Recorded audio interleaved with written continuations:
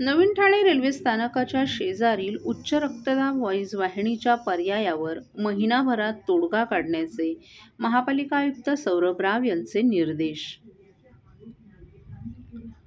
ठाणे आणि मुलुंड दरम्यान होत असलेल्या नवीन रेल्वे स्थानकाच्या शेजारील उच्चदाब वीज वाहिनीच्या पर्यायावर महिनाभरात तोडगा काढण्याचे निर्देश महापालिका आयुक्त सौरभ राव यांनी दिले आहेत.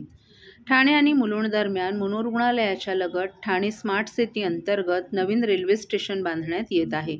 यामध्ये रेल्वे परिचालन क्षेत्रामधील ट्रॅक बांधणं, रेल्वे स्टेशन इमारत बांधकाम बांधणं आदी अनुषंगिक कामं रेल्वेकडून, तरी परिचालन क्षेत्राच्या बाहेरील डेक, रॅम्प आदी अनुषंगिक कामं स्मार्ट सिटीच्या वतीनं करण्यात येत आहेत. या कामाची पाहणी महापालिका आयुक्त सौरभ राव यांनी नुकतीच केली.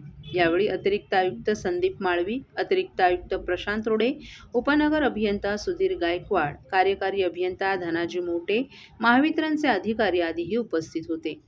या पाहणीदरम्यान या प्रकल्पाशी निगडीत वेगवेगळ्या विषयांची आयुक्त राव यांनी माहिती घेतली.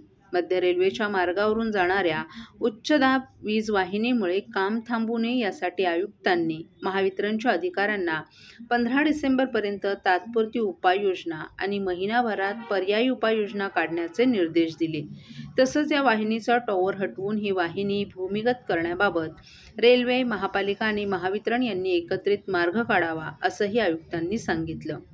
नवीन उपनगरीय रेल्वेच्या स्थानक कामामुळे बाधित होणाऱ्या झोपडीधारकांचं पुनर्वसन करण्याबाबतही तात्काळ कार्यवाही करण्याचे निर्देश आयुक्त राव यांनी महापालिकेच्या अधिकाऱ्यांना दिले आहेत. या पाहणीदरम्यान आयुक्त राव यांनी आत्तापर्यंत झालेलं काम तसंच मेट्रो मार्गाचं काम, पूल आदी या कामांचाही आढावा घेतला.